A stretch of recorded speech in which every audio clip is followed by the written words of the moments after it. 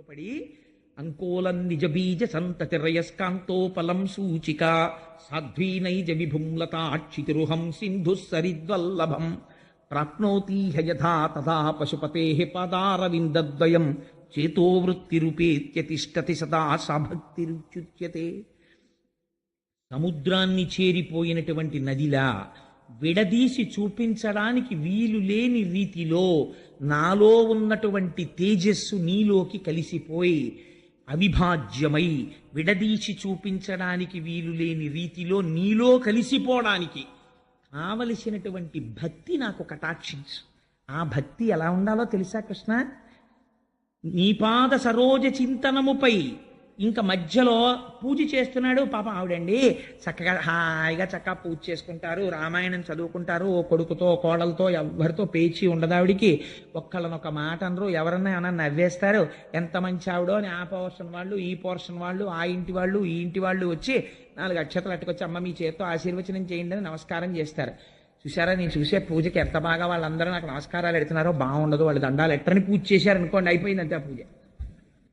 లేకపోతే ఏమిటో ఊరికే 5 గంటలకి లేచిపోయి ఈ పూజ ఈవిడ తినేస్తుంది బాబా, అలారం పెట్టేస్తుంది, లేకపోతే లేచిపోతే తలుపు తీసి టక్కు టిక్కు చప్పుడు అన్నారు ఒకళ్ళు, బాధపడిపోదు.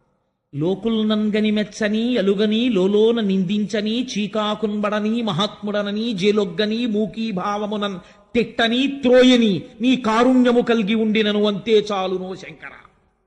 ఒక నమస్కారం. వాడు తెగిడాడు 2 నమస్కారం. నాకు కావలసిందేమిటి? ఘనసింధువు చేరిడి గంగభంగి నీపాద సరోజ చింతనముపై ప్రవహించి వెళ్ళిపోవాలంతే. ఇది ఎలా ఉండాలి ఈ ప్రవహించడం అన్నది? అత్యాదర వృత్తితో. రేపు శనివారం అండి, తెల్లవారకట్లు లేచి 5 గంటలకి సుప్రభాతం చేసుకోవాలి, ఈ శనివారం ఒకటి బాబు అస్తమానం వచ్చేస్తోంది, చచ్చిపోతున్నాను లేవలేక అని విసుక్కుని వచ్చేసింది శనివారం అని 5 గంటలకు అలారం కొట్టేటప్పటికి అనవసరంగా పెట్టుకున్నాను ఈ అలవాటు సుప్రభాతం చేయడం, లేవలేకపోతున్నాను, ఏం చేస్తాను అని మళ్ళీ ఏమన్నా వెంకటేశ్వర స్వామి వారు విని నా సుప్రభాతం నీకంత బరువు అయిపోయిందా అని ఏమన్నా చేస్తాడేమో అని భయం వేసి ఇలా లెంపలేసుకుని ఏమిటో నాయన సంసారంలో ఉన్నాను ఏదో అంటాను పట్టించుకోకు అని మళ్ళీ వెళ్ళి పూజా మందిరంలో కూర్చున్నటువంటి పూజ దేనికోసం? ఎందుకు ఆ పూజ? అందుకోసం కాదు.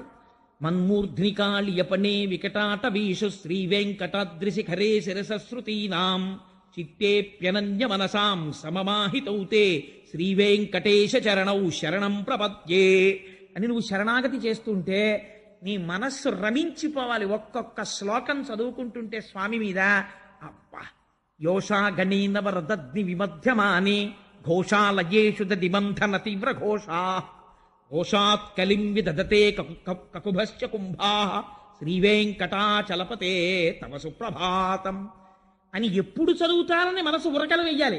వెంకటేశ్వర రా లే అంటే లేవపోతే నీకు గుర్తుందా? పక్క ఇళ్లల్లో గోపికల ఇళ్లల్లోకి వెళ్ళి వెన్న దొంగతనం చేసేవాడివి, వాళ్ళ ఇళ్లల్లో నువ్వు పుట్టిన తర్వాత నువ్వు మాధవుడివి కదా, లక్ష్మీదేవి భర్తవి, నువ్వు పుట్టిన తర్వాత 2 షేర్లు పాలిచ్చే ఆవులు 4 షేర్లు ఇవ్వడం మొదలెట్టాయి. దాంతో ఇంతంత కడవల్లో పెరుగు ఇలా గడ్డ పెరుగుండేది, దానికి ఒక కవ్వం, ఆ కవ్వానికి ఒక తాడు, ఎన్నాళ్ళైందో చూసి మన కాపవరంలో మా సూర్యనారాయణ గారి ఇంట్లో చూసాం. ఆ కవ్వం అది పట్టుకుని చిలకడంలో ఒక అందం, ఆ చిలుకుతుంటే గట్టి పెరుగులోకి తిరగలేక కవ్వం తిరుగుతుంటే ఈ కవ్వం చప్పుడు అప్పుడప్పుడు టక్ అని కుండకి తగులుతుంటుంది, కుండ చప్పుడు కవ్వం చప్పుడు, చస్ అని కవ్వం, టక్ అని కుండ కొట్టుకుంటుంటే కుండకి కవ్వానికి పెరుగుకి కవ్వానికి యుద్ధం జరుగుతోందా అన్నట్టుగా చప్పుళ్ళు వస్తున్నాయ్యా.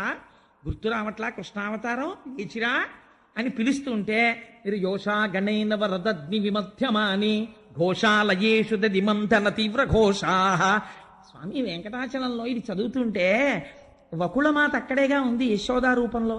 ఇవన్నీ విని నీ సంగతి ఏమో కానీ ముందు అసలు యశోదాదేవి వకుళమాతగా వచ్చి అవును నిజమే, ఇప్పుడు ఏమిటో అలా పాపం అలా నిలబడి ఎప్పుడు వచ్చిన వాళ్ళని అలా వాళ్ళ పాపాలు తీసేసి వాళ్ళని రక్షించి ఇప్పుడు అంతాను అయ్యే పెద్ద సీనియర్ ఐఏఎస్ ఆఫీసర్ అయిపోయిన తర్వాత పిల్లాడు ఖాళీ లేక ఎప్పుడో వచ్చి ఒక్క 2 నిమిషాలు అమ్మ దగ్గర కూర్చుని పిల్లాడిని చూసి అమ్మ అంటుంది, ఏమిటారా ఇప్పుడు ఏముందిరా సంతోషం, హాయిగా నువ్వు 5వ క్లాస్ చదువుకునే రోజుల్లో బ్యాగ్ వేసుకుని బూట్లు వేసుకుని పరిగెత్తుకుంటూ వచ్చి అమ్మ అమ్మ అని నా దగ్గర కూర్చుని, అమ్మ ఇదేంటమ్మా అమ్మ నీ నోరు ఎందుకమ్మా అని ఎర్రగా ఉందంటే నేను తాంబూలం పిసర్ తీసి నీ నోట్లో పెట్టి నువ్వు నా దగ్గర కూర్చుని నేను పిల్లి మీద కథ కుక్క మీద కథ చెప్తే విన్న రోజుల్లో ఎంత సంతోషంగా ఉండేదోరా, ఏం ఆఫీసరో ఏం ఉద్యోగం, నీ ఖాళీ ఉండదు, నీ పరిస్థితి చూస్తే నాకు బాధేస్తోందిరా అంటుంది అమ్మ. ఎందుకని కుర్రాడు సంతోషపట్టలేరు, సుఖంగా లేడు, ఎప్పుడు వచ్చేవాళ్ళు వెళ్ళేవాళ్ళు, పాపం వాడికి ఖాళీ ఉండదని. అలా నాకనిపిస్తుంది యోషా గణీన వరదగ్ని విమధ్యమానే ఈ శ్లోకం సుప్రభాతంలో జరిగితే ఒకళ్ళ మాట ఏమనుకుంటుంది, మీరందరూ ఇలా సుప్రభాతాలు చదువుతారు కానీ పాపం బిడ్డడి అవతారంలో ఏం సుఖపడ్డాడు, అలా నిలబడ్డవాడు నిలబడ్డట్టు 10 నిమిషాలు అవ్వలేదు 2ంటికి తలుపేశారు 3ంటికి సుప్రభాతం పాడేస్తున్నారు, బిడ్డడు పడుకున్నాడో పడుకోలేదో మీకు అక్కర్లేదు, పైగానేమో ఆ రోజుల్లో ఆ కడవలో పెరుగు చప్పుడైంది అని అండం ఒకటి అని అక్కడ ఒకళ్ళు మాత ఇలా ఒకసారి మూతి తిప్పుకుని ఆ రోజుల్లోనే హాయిగా ఉండేది, చక్కగా నందవ్రజంలో ఆడుకుంటూ తిరుగుతూ ఉండేవాడు నా చుట్టూను. ఇప్పుడు ఏముంది పాపం నైవేద్యాలని పేరే కానీ లడ్డూలు యంత్రాలు ప్రసాదాలు వీటికే సరిపోయే అని ఒకళ్ళ మాత మీకు జ్ఞాపకానికి వచ్చి ఆ ఎన్ని మాటలు చదువుతున్నా మీకు ఆ వెంకటాచలానికి మనస్సు వెళ్ళిపోయి ఒకళ్ళ మాత గోడ ఆ కన్నం అందులోంచి వంటశాల అమ్మవారు పిల్లాడికి ఎప్పటికీ వంటలు చేయించి వెంకటేశ్వర నువ్వు తిను పులిహార తిను ఇవాళ బాగుంది రే జీడిపప్పు ఎక్కువ వేయించాను అని చెప్పి అంత స్వతంత్రంగా కూర్చుని పెడుతూ ఉంటే లేత అరిటాకు దగ్గర కూర్చుని అత్తయ్య గారు నేను వడ్డిస్తానులేండి అంటే ఉండమ్మా వాడికి వడ్డించుకోవడంలో నాకు తృప్తి అని ఒకళ్ళ మాత వడ్డిస్తుంటే సరే మీరే వడ్డించండి లక్ష్మీదేవి కాళ్ళ గజ్జలు గల్లు అనేటట్టు మణిమంజీరములు మోగుతుండగా పాయస పాత్ర అక్కడ పెడితే ఒకళ్ళ మాత స్వతంత్రంగా తీసి ఇలా వేస్తే నీ చేతి కంకణములు కణకణలాడుతుండగా నువ్వు పాయసం తీసుకుని తింటున్నప్పుడు ఒకళ్ళ మాత ఎంత పొంగిపోయి ఉంటుందో స్వామి. యోషా గణేన వరదగ్ని విమధ్యమానే అని ఒక శ్లోకానికి పరవశించడానికి మీరు పరిగెత్తారనుకోండి పూజామందిరంలోకి, అప్పుడు మీరు పూజ చేశారు తప్ప చాలు ఆ ఒక్క శ్లోకం అయిపోయింది మీ పూజ, రమించిపోయింది మీ మనస్సు. ఒక ఉదాహరణకి చెప్పానంతే. అలా మీరు రమించగలిగినప్పుడు ఆ ఆనందం కోసం 1కి 10 మాటలు పరిగెడతారు, చూసిన సినిమాయే 1000 మాటలు చూసినట్టు. మళ్ళీ వెళ్ళి అబ్బా తెల్లారిపోతుంది వెళ్ళిపోయి ఏమిటి బాగా తెల్లారిపోయింది 8 గంటలకి లోపలికి వెళ్ళి కూర్చుని ఆకాశ సింధుక మల్లాని మనోహరాణి అని కిటికీలోంచి చూసేటప్పటికీ ఎండపొడొచ్చి నా మీద పడిపోయి ఏమిటది తెల్లవారుజాము 4 గంటలకి నేను స్నానం చేసి గబగబా బాల్కనీలోంచి పూజామందిరంలోకి వెళ్ళిపోతూ ఆకాశం వంక చూస్తే ఇంకా ఎర్రటి ఆకాశం, చెట్ల మీద చిలకల యొక్క పలుకులు ఆ కూతలు వినపడుతుంటే ఆకాశ సింధుక మల్లాని మనోహరాణి ఆదాయ పాదయుగమర్చ అని ఆ సుప్రభాతంలో శ్లోకాలు చదువుకుంటుంటే నా మనసు రంజిల్లిపోవాలని మీరు చదువుకుని ఏదో ఓ శ్లోకం దగ్గర మీరు ధ్యానంలోకి వెళ్ళిపోయి ఆనందపడిపోతూ అలా యోషా గణేన వరదగ్ని విమధ్యమానే అంటుంటే విని విని విని విని విని విని విని ఆవిడ లేచి ఆఖరికి ఏమిటో యోషా గణేన వరదగ్ని విమధ్యమానే 5 నుంచి చదువుతున్నారు 6 అయింది తర్వాత శ్లోకం చెప్పండి అంటే అప్పుడు గుర్తొచ్చి ఓహో ఇందాక నుంచి యోషా గణేన వరదగ్ని విమధ్యమానే అని పొంగిపోయి పాడి చేసేసావే ఎంత ఆనందం అనుభవించానో ఆ శ్లోకంలో అని మళ్ళీ మీరు చదువుకుంటే అప్పుడు మీరు పూజ చేశారు. ఉత్తప్పుడు చదివారు శ్లోకాలంతే కదా, నేను చెప్పింది తప్పండి. అందుకని ఇది అడుగుతోంది కుంతీదేవి, నేను అలా పూజ చేయాలి స్వామి, నీ యందు నా మనస్సు అలా రమించిపోవాలి. పూజామందిరంలో కాదు, నేను ఏ పని చేస్తున్నా నువ్వు నాకు జ్ఞాపకానికి వస్తుండాలి. నా స్వామిని నేను మురిసిపోతుండాలి. ఎక్కడైనా నది ఆగిందావో రాత్రి ఆగలేదే, నా మనస్సు ఎందుకు ఆగాలి? నీ పాద స్మరణము నుంచి ఘనసింధువు చేరిడి గంగభంగి నీ పాద సరోజ చింతనముపై అనిశము మదీయ బుద్ధి చదర వృత్తితో గదియగనట్లు చేయగదయ్య ఈశ్వర. ఈశ్వర అంటే సర్వజగన్యామకుడవు, నువ్వు తలుచుకుంటే ఏమి ఇవ్వలేవు. అందుకని కృష్ణ నాకు అటువంటి భాగ్యాన్ని కటాక్షించవా, నాకు ఈ మోహాన్ని తెంపవతల పారేవా. అవలతల్నిచ్చాను కంపానిధి, సంసారం అనేటటువంటి లతలు నన్ను చుట్టేస్తున్నాయి, వీటిని తెంపు అవతల పారేవా గండ్రగొడ్డలతో అని అడిగింది అమ్మ. అడిగితే ఆ కుంతీదేవి స్తోత్రం చూసి మురిసిపోయేటంత కృష్ణ పరమాత్మ కూడా పొంగిపోయి ఆయనకున్న గొప్పతనం ఏమిటో తెలుసా అండి, అప్పుడు ఎలా కుదురుతుందిలే, ఇంకా మనవడు పుట్టాలి, పరీక్షణ్ మహారాజు నువ్వు సంతోషించాలి అని హేళగా ఇలా చూసి ముగ్ధ మనోహరంగా ఒక్క చిరునవ్వు నవ్వేట, అంతే మాయ ఆవరించేసి. ఈ కృష్ణ భగవానుడు అంటే ఇంత స్తోత్రం చేసిన ఆవిడని కూడా ఆ చిరునవ్వు యొక్క మందహాసంలో, ఆ మందహాసపు కాంతులలో మైమరిచిపోయేటట్టు చేసేసాడు. ఆ వైకుంఠం క్యూ కాంప్లెక్స్లో కూర్చుని 50 మాటలు అంటాడు. టీటీడీ వాళ్ళు ఇలా మార్చాలండి, అలా మార్చాలండి, ఇంతసేపు ఏంటండి అంటాడు. తీరా లోపలికి ఎడతాడు. ఇలా అక్కడ దాకా వెళ్ళి 2 నిమిషాలుండి బయటకు వచ్చేసి ఎంత బాగున్నాడో, చాలా బాగుందేమండి దర్శనం అంటాడు. ఏమిటి 2 నిమిషాల్లో నువ్వు ఆనందించింది? అంతే, అదొక అలౌకికమైన ఆనందం ఆ స్వామి దర్శనం చేసినప్పుడు. అందుచేత ఆ దర్శనానికి ఉండేటటువంటి శక్తి అటువంటిది. చేత స్వామి నిరంతరము నాకు అలా నీ గురించి భావన చేసేటటువంటి అదృష్టాన్ని కటాక్షించవా, ఘనసింధువు చేరిడి గంగభంగి అని కుంతీదేవి అడిగితే స్వామి చిరునవ్వు చిందించి బయలుదేరి ద్వారకా నగరానికి వెళ్ళిపోయారు. వెళ్ళిపోయిన తర్వాత 10 నెలలు పూర్తయిన తర్వాత ఉత్తరాగర్భము నుండి పరీక్షిన్ మహారాజు ఉదయించాడు. పోతన గారు అంటారు, ఒక అద్భుతమైనటువంటి మాట అంటారు. ప్రకటితమైన దైవయోగమున పాండవ సంతతి అంతరించగా వికలతనొంతనీక ప్రభవిష్ణుడు కృష్ణుడు అనుగ్రహించి నృపాలకబాలు బ్రతికించే కావున శాబకుడింకా శత్రు సంహారకుడైన విష్ణురాతుడను పేర ధరిత్రిని ప్రసిద్ధికి నెక్కే పూజ్యుడై అన్నారు. ప్రకటితమైన దైవయోగమున పాండవ సంతతి అంతరింపగా, అసలు యథార్థమునకు ఈశ్వరుని యొక్క అస్త్రము, ఆ బ్రహ్మాస్త్రమును ప్రయోగించినప్పుడే పాండవ సంతతి అంతరించిపోయింది. ఆ వంశం అక్కడితో అయిపోయింది. అసలు కాజ్ అండ్ ఎఫెక్ట్ థీరీ తీస్తే బ్రహ్మాస్త్రాన్ని ప్రయోగించగానే పోయిందంతే. ఎందుకంటే బ్రహ్మాస్త్రమునకు ఉండే గౌరవం అటువంటిది. హనుమ అంతటి వారు కట్టుబడ్డారు. అటువంటి బ్రహ్మాస్త్రమును ఎప్పుడైతే అశ్వత్థామ ప్రయోగించాడో అప్పుడే పాండవ వంశం అక్కడితో ఆగిపోయింది. కానీ ధర్మరాజు గారంతటి వాడు, నాకు వంశం లేదు, ఇంకా నా తర్వాత పూజా మందిరంలో నీరాజనం ఇచ్చేవాడు లేడు గోత్రనామాలతో అని బెంగ పెట్టుకోవలసిన అవసరము లేకుండా ఎటువంటి మాట వేశారో చూడండి పోతన గారు. ప్రకటితమైన దైవయోగమున పాండవ సంతతి అంతరింపగా వికలతనొందనీక ప్రభవిష్ణుడు కృష్ణుడు అనుగ్రహించి శాబకు బ్రతికించి. ఎవరిని బ్రతికించాడు? తనని తాను రక్షించుకోవడం చేతకాని వాణ్ణి తాను రక్షించాడు, గర్భస్థమైన పిండాన్ని. శాబకు బ్రతికించే కావున నృపాలక బాలుడింకా శాత్రవాంతకుడైన విష్ణురాతుడను పేర ప్రసిద్ధికి నెక్కె ధరిత్రిని పూజ్యుడై. కృష్ణ భగవానుని యొక్క అనుగ్రహము చేత బ్రతికింపబడి బయటికి వచ్చినటువంటి పిల్లవాడు కనుక ఇది పెద్దవాళ్ళు పేరు పెట్టడం అంటే ఎంత అందంగా పెట్టాడో చూడండి. హుచ్ హచ్ అని పేర్లు ఎడితే పిల్లల జీవితాలు కూడా అలాగే ఉంటాయి. నేను నిన్న ఎక్కడో చూశాను, మనం ఎప్పుడో రైల్వే స్టేషన్లో కూర్చుంటే ఒక ఆవిడ పిల్లాన్ని పిలుస్తోంది. ఆ నెల్లూరు రైల్వే స్టేషన్లో టింకు టింకు అని అరిచింది. అంటే వాళ్ళ పిల్లాడు ఇంకోళ్ళ కుక్క పిల్ల కూడా పరిగెత్తుకొచ్చింది. అంటే అవతల ఆవిడ యొక్క కుక్క పిల్ల పేరు టింకు, ఈవిడ బిడ్డని పిలుచుకుంటున్న పేరు టింకు. ఒక కుక్క పేరుకి ఈవిడ బిడ్డడి పేరుకి తేడా ఏం లేదు. అంత అందంగా పేర్లు పెట్టుకుంటున్నారు ఇవాళ రేపు. ఒక పేరు పిలిస్తే ఇంట్లో ఐశ్వర్యము పరిఢవిల్లాలి, ఒక పేరు పిలిస్తే నీ జన్మ సాఫల్యమును పొందాలి. ఎందుకనంటే పోతన గారు ఒక చోట అంటారు, మీరు విందురు కానీ అజామిలోపాఖ్యానం విందురు కానీ ఎంత అద్భుతంగా చెప్తారో పోతన గారు.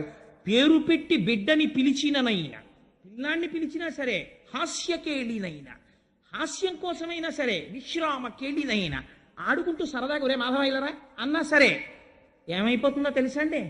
కమలమయ్యను తలుప కలుషహరము.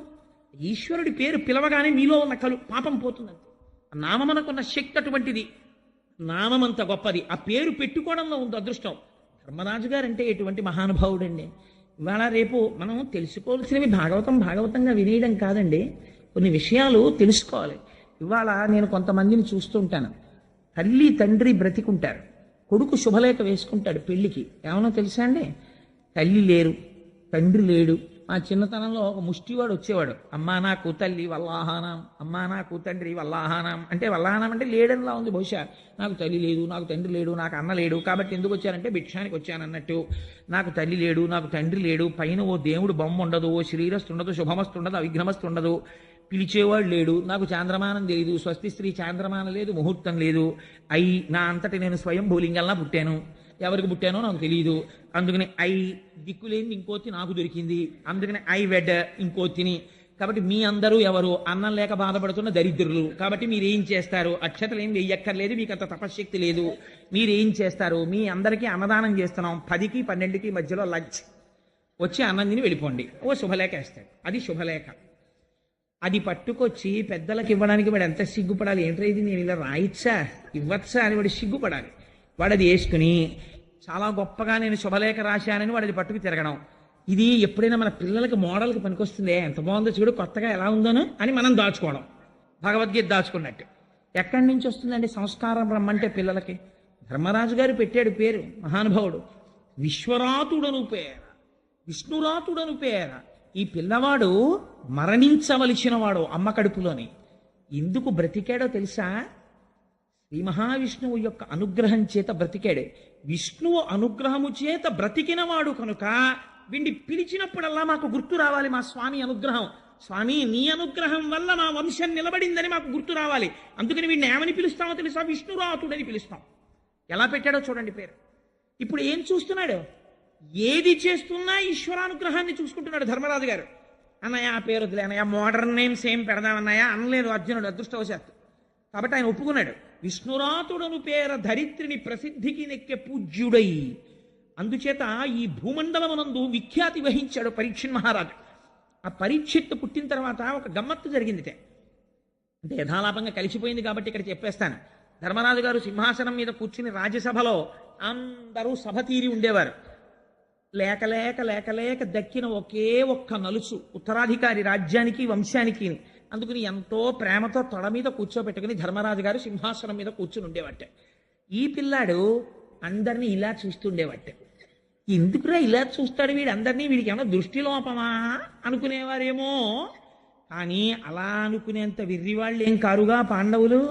వాళ్ళు కనిపెట్టారు, ఎందుకు ఇలా చూస్తుంటాడు ఈ పిల్లాడు, ప్రతివాణ్ణి ఇలా పరీక్షగా చూస్తాడు సభలో, ఎందుకు అలా చూస్తూ ఉంటాడు అని. ఎందుకు చూస్తాడో తెలుసా అండి? తన తల్లి కడుపు లోపలమును చూసిన ప్రభువు ఈ విశ్వమున నెల్ల కలడని బాలుండు పరికించి చూడగా ఆ ఎలగు జనులు పరీక్షిన్నరేంద్రుడనిది నరేంద్ర అన్నారు పోతన గారు. మా అమ్మ కడుపులో బ్రహ్మాస్త్రం అనేటటువంటి అస్త్రం వచ్చి అగ్నిహోత్రాన్ని వెదజల్లుతుంటే ఆ రోజున కాలిపోబోతూ నేను స్తోత్రం చేస్తే ఎవరో ఒక అంగుష్ట మాత్రం మూర్తి పట్టు పీతాంబరం కట్టుకుని శంఖచక్ర గదా పద్మములతో వచ్చి గదని ఇలా తిప్పుతూ నన్ను రక్షించాడే, ఆయన ఈ విశ్వమంతా ఉన్నాడు అని మా తాతగారు మా పెదనాయన గారు చెప్తున్నారు. ఆయన ఎక్కడైనా కనపడతాడా అని చూసేవాట సభలో. విష్ణురాతుడని పేరు పెడితే పరీక్షగా అందరినీ చూస్తాడు కాబట్టి పరీక్షిత్ అని పిలిచారు ఆ పిల్లాన్ని. అందుకని ఆ పేరు ఉండిపోయి. పెదనాన్నగారు పెట్టిందోటి, తను గెలుచుకున్నది ఒకటి, బిరుదునామం ఉండిపోయింది. మనిషి సాధించవలసిన ప్రజ్ఞ ఎటువంటిదో, దేని చేత గొప్పవాడైపోతాడో నేర్పుతుంది మనకు భాగవతం. అందుకని పరీక్షిత్ అయ్యాడు. అటువంటి పరీక్షిత్ చాలా ఆశ్చర్యకరంగా ఆ పిల్లవాడు పుట్టగానే ధర్మరాజు గారు అక్కడ ఉండేటటువంటి జ్యోతిష్కుల్ని పిలిపించాడు. ఈ పిల్లవాడి యొక్క జాతకం ఎలా ఉంటుంది చెప్పండి అన్నాడు. వాళ్ళు ఆ పిల్లవాడి జాతకం చూసి చెప్పారు, రామచంద్రమూర్తి వంశానికి మొట్టమొదటి వాడైన ఇక్ష్వాకు ఎలా పరిపాలించాడో అలా పరిపాలిస్తాడు. శిబి చక్రవర్తి ఎటువంటి దానాలు చేశాడో అటువంటి దానాలు చేస్తాడు. రామచంద్రమూర్తి గురువుల్ని ఎలా సేవించాడో, బ్రాహ్మణుల్ని ఎలా గౌరవించాడో అలా గౌరవించి సేవిస్తాడు. అర్జునుడు ఈ పిల్లవాడి తండ్రి ఎలా బాణములు విడిచిపెడతాడో అలా బాణములు విడిచిపెడతాడు. కార్తవీర్యార్జునుడు 1000 చేతులతో ధనస్సులు పట్టుకుని బాణాలు వదిలితే ఎలా ఉంటుందో అటువంటి యుద్ధ నైపుణ్యంతో ఉంటాడు. సముద్రము ఎంత లోతుగా ఉంటుందో అంత గంభీరమైన హృదయము కలిగిన వాడై ఉంటాడు. సింహము ఎటువంటి పరాక్రమముతో ఉంటుందో అటువంటి పరాక్రమముతో ఉంటాడు. సూర్యుడు ఎలా చూడడానికి వీలు లేని వాడై ఉంటాడో అలా దుర్నిరీక్షుడై ఉంటాడు. అటువంటి తేజోవంతుడైనటువంటి ఈ బాలుడు సామాన్యుడు కదయా. ఇన్ని గొప్ప లక్షణములు ఉండి పరమశివుడు ఎంతటి దయామూర్తో, ఎంత జ్ఞానో అంతటి జ్ఞాని దయామూర్తి అవుతాడు. శ్రీనివాసుడు పురుషార్థములను ఎలా కటాక్షిస్తాడో ఆశ్రితులై ఆయన దగ్గరికి వచ్చిన వాళ్ళకి అలా దాన ధర్మాలు చేసి అర్ధి అన్నవాడిని అలా ఆదుకుంటాడు. ఈ పిల్లవాడు చిట్ట చివర శరీరం విడిచిపెట్టవలసినటువంటి సమయం ఆసన్నమైన నాడు ఆవు పాలు పితికినంతసేపు తప్ప ఎక్కడా నిలబడనటువంటి ఒక బ్రహ్మజ్ఞాని ఈ పిల్లవాడి ఆర్తి చూసి 7 రాత్రులు 7 పగళ్ళు కూర్చుని భాగవతాన్ని చెప్తే విని శరీరమునందు మోహమును విడిచిపెట్టి కృష్ణ భగవానుడి పాదముల యందు బుద్ధి రమిస్తుండగా శరీరమును విడిచిపెట్టి మోక్షాన్ని పొందుతాడు. అటువంటి మహోత్కృష్టమైన వ్యక్తి మీ వంశంలో పుట్టాడని చెప్పారు. పొంగిపోయాడు ధర్మరాజు గారు. చాలు, ఇటువంటి పిల్లవాడు పుట్టాడు. పొంగిపోయాడు.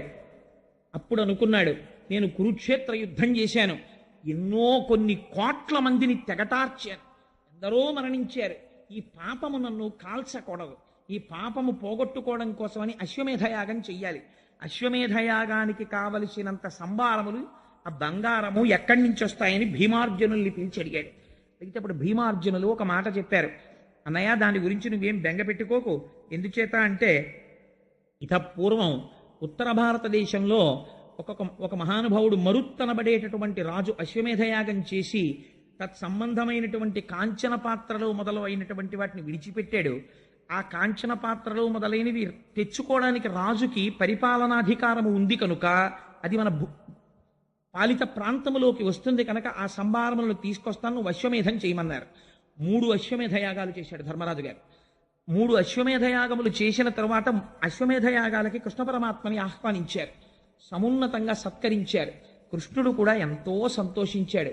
బయలుదేరి కృష్ణ పరమాత్మ ద్వారకా నగరానికి వెళ్ళిపోయారు. ఆయన వెళ్ళిపోతుంటే ఈ హస్తినాపురంలో ఉన్న వాళ్ళందరూ ఆయన్ని ఎంతో స్తోత్రం చేశారు. ద్వారకానగరంలో స్తోత్రం చేశారు. మహానుభావుడు ద్వారక చేరుకున్నాడు. చేరుకున్న తరువాత ఒకరోజు అందరూ సంతోషంగా కాలం గడిపేస్తున్నారు హస్తినాపురంలో.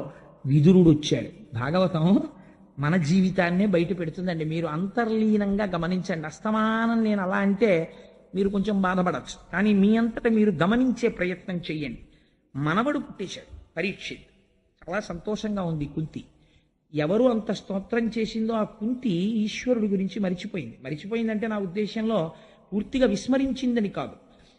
ధృతరాష్ట్రుడు హస్తినాపురంలో ధర్మరాజు గారితో సంతోషంగా పెట్టింది తిని బతికేస్తున్నాడు.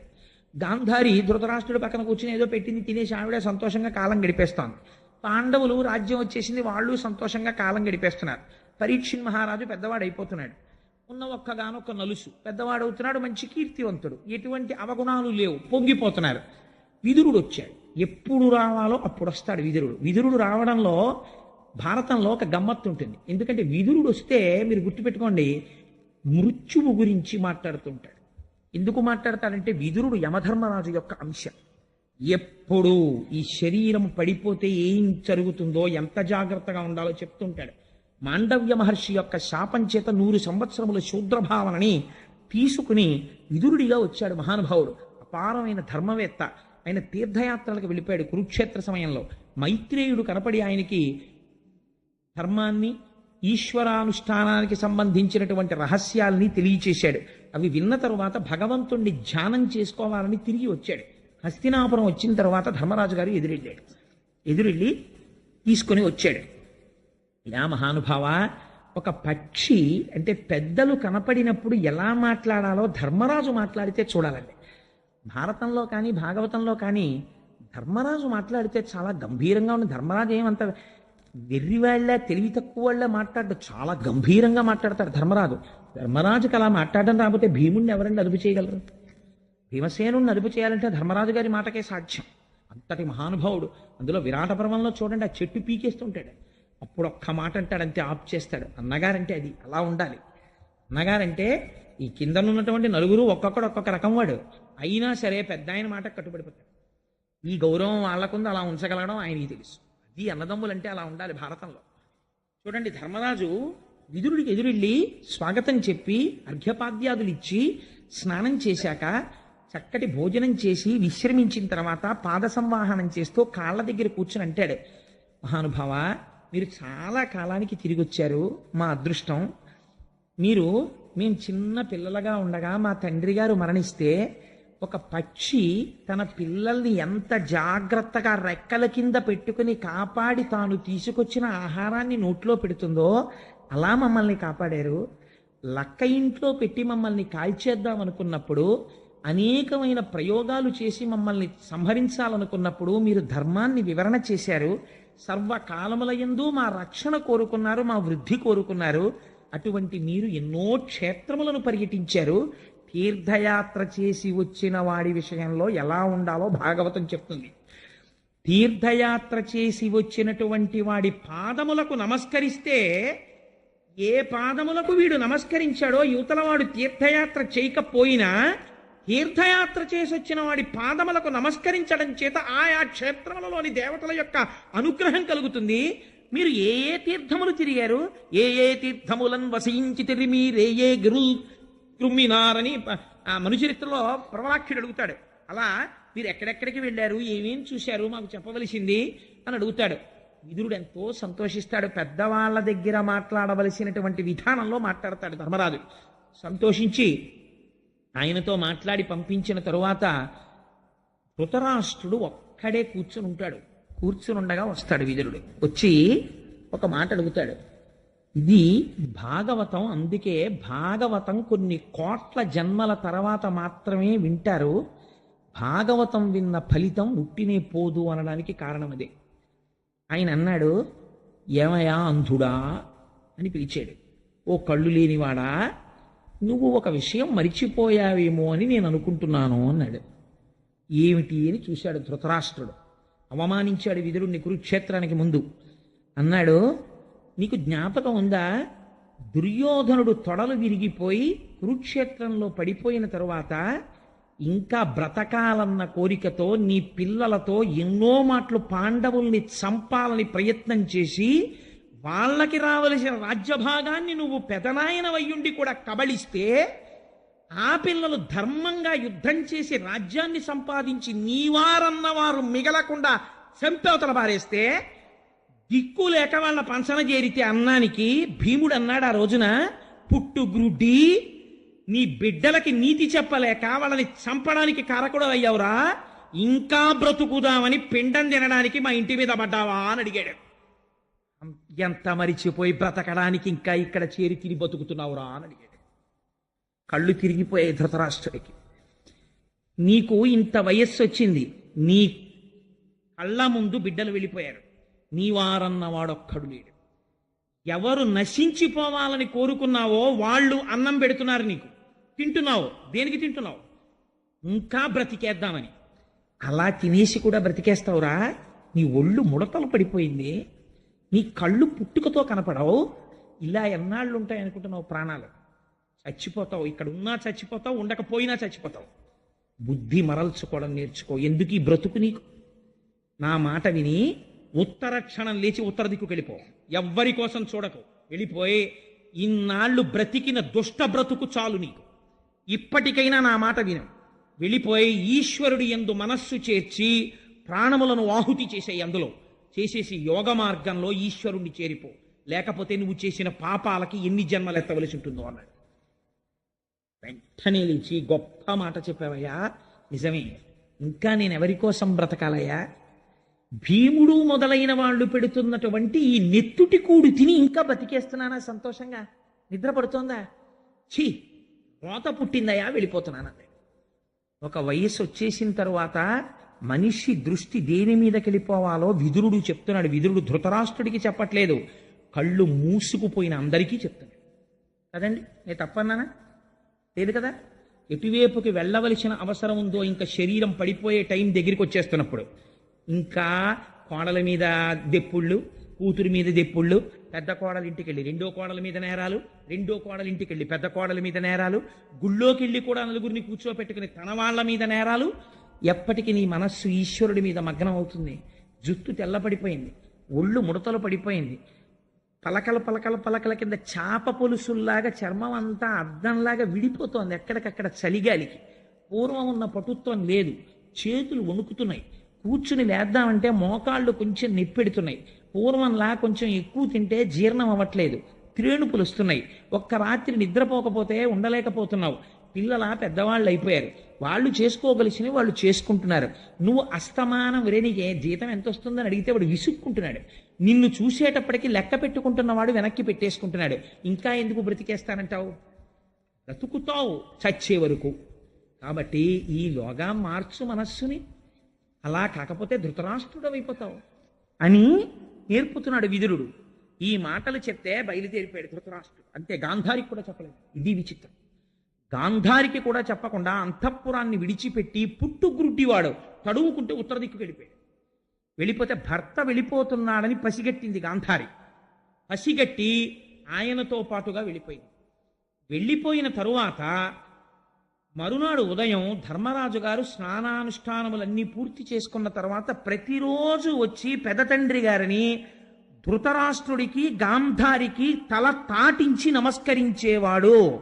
మీరొక్కటి జ్ఞాపకం పెట్టుకోండి, భాగవతంగా వినకండి. మీరు దేవాలయానికి ప్రదక్షిణం చేశారా చెయ్యలేదా? అక్కర్లేదు. మీరు ఈశ్వరుడి పూజ చేశారా చెయ్యలేదా? అక్కర్లేదు.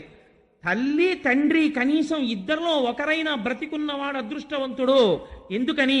ప్రత్యక్షంగా దేవుడు నీ ఎదట తల్లిదండ్రులుగా ఉన్నాడు. వాళ్ళ పాదములకు నీ శిరస్సు తాటించి నమస్కరించగలిగితే 33 కోట్ల దేవతార్చన నువ్వు చేసేసినట్టే. కళ్ళు లేని పెద్ద తండ్రి తన్ని చంపాలనుకున్న వాడికి ధర్మరాజు నమస్కరించాడు. నువ్వెందుకు నీ కన్న వాళ్ళకి నమస్కరించలేవు? నమస్కరించిన నాడు భాగవతం పుట్టిన దేశంలో పుట్టాననిపించుకోవడానికి నీకున్న నైతిక అర్హత ఏమిటి? ఇది భాగవతం యొక్క ప్రశ్న. ధృతరాష్ట్రుడికి నమస్కరించేవాడు. ఆ రోజు కూడా ధృతరాష్ట్రుడికి నమస్కరించడానికి అంతఃపురానికి వచ్చాడు. కనపడలేదు. కనపడకపోతే బెంగ పెట్టుకుని ఏడ్చాడు ధర్మరాజు. నేను తమ్ముడి బిడ్డండి, నా వలన ఏదో అపకారం జరిగి ఉంటుంది, నా వలన ఏదో పొల్లు మాట జారిపోయి ఉంటుంటుంది. నా పెద్ద తండ్రి అంధుడు, పాపం వృద్ధుడు, బిడ్డలందరూ మరణించారు. వీళ్ల వల్ల నేను ఇంకా సుఖపడలేనని ఏ అఘాయిత్యం చేసుకోవడానికి వెళ్ళిపోయాడో నాకు చాలా బెంగగా ఉంది. నా పెద్ద తల్లి గాంధారీ మాత కనపట్టలేదు. అయ్యయ్యో, నేను ఎంత పొరపాటు చేశానో, నా తల్లిదండ్రులు వెళ్ళిపోయారని ధర్మరాజు అంతటి వాడు ఏడ్చాడు. ఈ దేశంలో పుట్టి తల్లిదండ్రుల్ని వృద్ధాశ్రమంలో చేర్చినటువంటి వాడిని ఏమని పిలవాలి? నిజంగా తల్లిదండ్రులకి నమస్కరించి వెళ్ళిపోతే ఆ వయస్సులో చేసుకోవలసిన ఈశ్వరార్చనకి వెళ్ళిపోయిన వాళ్ళ కోసం ధర్మరాజు ఇచ్చినటువంటి గడ్డ మీద నువ్వు పుట్టావు. ఈ గడ్డ మీద వృద్ధాశ్రమాలు వచ్చి వృద్ధాశ్రమాల్లో నిర్హేతుకంగా అక్రౌర్యంతో తల్లిదండ్రుల్ని తీసుకెళ్లి దింపేసే బిడ్డలు పుడుతున్నారంటే కలి ప్రవేశం విపరీతంగా ఉందనడానికి ఇంకింతకన్నా నిదర్శనం ఏం కావాలి? ఈ జాతిని భాగవతం ఉద్ధరించాలా? ఏది ఉద్ధరించాలి చెప్పండి నాకు? భాగవతమే ఉద్ధరించాలి. అందుకని ఏడిస్తే విదురుడు వచ్చాడు. విదురుణ్ణి అడిగాడు, నీకేమైనా తెలుసా ఎక్కడికి వెళ్ళాడో ధృతరాష్ట్రుడు? చాలా గమ్మత్తుగా ఉంటుందండి విదురుడికి ధృతరాష్ట్రుడికి ఉన్న సంబంధం. సరే, ఇప్పుడు నేను మళ్ళీ భారతంలోంచి ఆ విదుర ధృతరాష్ట్ర సంబంధం గురించి చెప్తే ఇప్పుడు అది పెద్ద అంశం అయిపోతుంది కాబట్టి నేను భయపడుతున్నాను దాని జోలికి వెళ్ళడానికి. అసలు కృష్ణుడు విశ్వరూప సందర్శనంలో ధృతరాష్ట్రుడికి దర్శనం ఇవ్వడం ఎందుకండి? అంతటి దుర్మార్గుడైతే ఎందుకు ఇచ్చాడో తెలుసా అండి? తప్పో ఒప్పో మంచివాడు విదురుడని తెలుసు. అందరూ పడుకున్నాక రాత్రి పిలిచి, ఒరే నిద్ర పట్టట్లేదురా విదురా, ఏమైనా మంచి మాటలు చెప్పానేవాడు. దిక్కుమాలినాడా, నీకు ఎందుకు నిద్ర పట్టదురా? దొంగలకి నిద్ర పట్టదు, నువ్వు దొంగడివి, మీ తమ్ముడు రాజ్యం మీ తమ్ముడి పిల్లల రాజ్యం నువ్వు కొట్టేద్దాం అనుకుంటున్నావని తిట్టేవాడు. అన్నీ తిట్టేసిన తర్వాత రాత్రి, ఒరే బాగా తిట్టావురా, నిజమే నేను దొంగనే, కానీ వెళ్ళి పడుకో, నేను పడుకుంటాను, ఏం చేస్తాను, నేను ఈ మోహంలోంచి బయటికి రాలేననేవాడు. కనీసం ఒక్క మంచి వ్యక్తి దగ్గర సత్సంగం చేసి తన తప్పులు ఒప్పుకొని రాత్రి మంచి మాటలు వినేవాడు, బుర్రకు పట్టినా లేకపోయినా. ఈ పుణ్యానికి విశ్వరూప సందర్శనంలో ధృతరాష్ట్రుడికి కళ్ళిచ్చి దర్శనమిచ్చాడు కృష్ణుడు. ఒక సత్పురుషుడితో సహవాసం ఎంత గొప్పదో జీవితంలో చూడండి. సత్సంగత్వే నిస్సంగత్వం, నిస్సంగత్వే నిర్మోహత్వం, నిర్మోహత్వే నిశ్చలతత్వం, నిశ్చలతత్వే జీవన్ముక్తి అంటారు శంకర భగవత్పాదులు. అందుకే అటువంటి ధృతరాష్ట్రుడు ఉత్తర దిక్కుకి వెళ్ళిపోతే, గాంధారి వెళ్ళిపోతే విదురుడు అన్నాడు, నాకు కూడా తెలియదు మరి ఎటు వెళ్ళిపోయాడో, కానీ నాకు కొంచెం బాధగానే ఉంది. పాపం పెద్దవాడు, కళ్ళు లేనివాడు, ఎంతైనా అన్నదమ్ములు కదండి. నిన్న రాత్రి మరి ఆయనేగా చెప్పాడు, ఎంత వెళ్ళిపోయినా అయ్యో పాపం ఎక్కడికి వెళ్ళిపోయాడో, ఏం తడువుకుంటున్నాడో అని నాకు బాధగానే ఉందని కన్నుల నీరు పెట్టుకున్నాడు. అప్పుడు నారదుడు వచ్చాడు. ఇప్పుడు నారదుడు ఎప్పుడు వచ్చినా జగత్ కళ్యాణమే. మీరు జ్ఞాపకం పెట్టుకోండి, నారదుడు ఆ సందర్భంలో వచ్చాడు అంటే అలా బతకాలని, అంటే నా ఉద్దేశం అందరూ ఉత్తర దిక్కు వెళ్ళిపోండి అని కాదు సుమండి. అంటే ఉత్తర దిక్కు వెళ్ళిపోవడం ఉత్తమమైనటువంటి మార్గము వైపుకు ప్రయాణించడం, అంటే అటువంటి జీవితాన్ని అలవాటు చేసుకుని ఇంట్లో ఉంటే వచ్చిన నష్టమే ఉందండి? ఏమీ నష్టం లేదు. ఈశ్వరాభిముఖం చేసుకోవాలి మనస్సున ప్రయత్నం చేయమని. అది నాకే అలవాడుతుందో అలవడదో, నేను కుంతీదేవిలా ఆయన్నే ప్రార్థన చెయ్యాలి. ఏమో నాకు ఇంకో 4 ఏళ్ళో 5 ఏళ్ళో 6 ఏళ్ళో పోతే నాకు కోడలు వచ్చేస్తుందిగా, నాకు అల్లుడు వచ్చేస్తాడుగా, తరం మారిపోతుంది కదా. అప్పుడు మామయ్యగారు మీకు ఎందుకండి ఉపన్యాసాలన్నీ, ఊరికే మోకాలు నొప్పులు అంటారు, ఈ ఉపన్యాసాలు తగ్గిద్దురో అని అల్లుడు, నాన్నగారండి మీకు చెప్తున్నాను అదే నెలకి 2 రోజుల కన్నా ఉపన్యాసాలు చెప్పదు, అలా కూర్చోండి అన్నారనుకోండి, నా బతుకేమైపోవాలి? అంటే నీకు అదో పిచ్చ అయితే ఉపన్యాసాలు అనుకోకండి. అంటే కాసేపు కనీసం ఇలా అయినా ఈశ్వరుడు గురించి చెప్పుకుని నా జన్మ తరిస్తోంది, అది కూడా లేకపోతే ఎంత పాడైపోతానో అని బెంగ. అందుకని ఏమో ఆ మనస్సు అలా ఒక్కడిని కూర్చుని ఉన్న, నేను ఎందరినో చూశానండి. నేను ఎందుకు ఈ మాట అంటున్నానో తెలుసా? నేను ఉట్టినే అంటలేదు, ఎంతో పరిచయాలు ఉంటాయి. ఒక ఊర్లో ఒక వ్యక్తి పుడతాడు, అక్కడ ఉద్యోగం చేస్తాడు, ఎందరితోనో పరిచయం ఉంటుంది. తనని ఉద్ధరించే వాళ్ళు ఆ ఊళ్ళో ఉన్నారని తెలుసు. వాళ్ళతో కలిసి ఉంటే నా జీవితానికి ఒక ప్రయోజనం కలుగుతుంది అనుకుంటారు కొంతమంది. ఇక్కడ మాట్లాడే వాళ్ళు ఉంటారు. ఒక్కడే కొడుకు, ఆ కొడుక్కి అస్సాంలో పెద్ద ఆఫీసర్ అయిన. నాన్నగారండి రిటైర్ అయిపోయారు కదా, ఇంకా మీరు ఇక్కడ ఉండొద్దు, వచ్చేసేయండి అంటే. కాస్త నాన్నగారండి మాకు ఆసరాగా ఉంటుంది, వచ్చేసేయండి నాన్నగారు అంటాడు. కాదు అంటే కాలు చెయ్య వంగిన తర్వాత వస్తారా అంటారేమోనని వెళ్ళిపోతాడు. అక్కడికి వెళ్ళిపోయిన తర్వాత వాళ్ళు మాట్లాడే మాట ఏమిటో ఈయనకి తెలియదు, ఈయన మాట్లాడే మాట వినేవాడు ఉంటాడు. ఎవరితో అన్నా మాట్లాడుకుందాం అంటే ఏమీ మాట్లాడడానికి ఉండదు. అలా ఒక్కడు జీవితం గడపాలి. ఎందుకోసం? కొడుకుతో ఉండాలి కాబట్టి అంతే.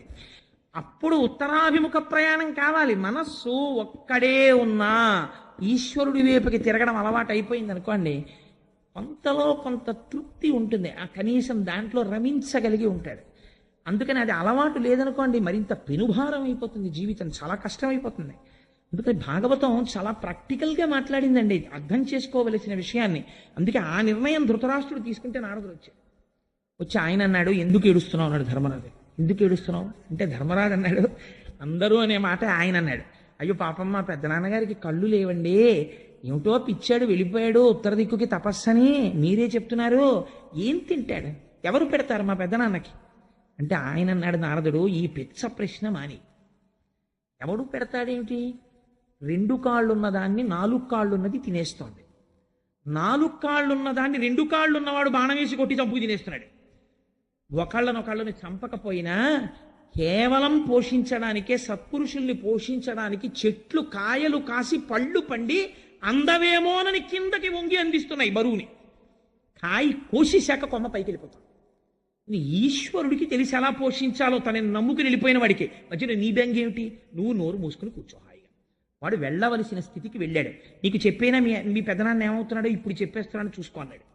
మీ పెద్దనాన్న నడిచి నడిచి నడిచి నడిచి ఉత్తర దిక్కున ఋషులు ఉండేటటువంటి ఆశ్రమాన్ని చేరుకుంటాడు. చేరుకుని విదురుడు అన్న మాటకి ఎంత వైరాగ్యం వచ్చేసిందంటే, ఇప్పుడు ఇలా బతికిన వాడికి ఒక్క మాట తగిలిందంతే. అందుకే గురువు మాట సింహగర్జన. ఎన్ని పశువులు అరిస్తే ఎందుకంటే ఏమి పరిగెత్తావు.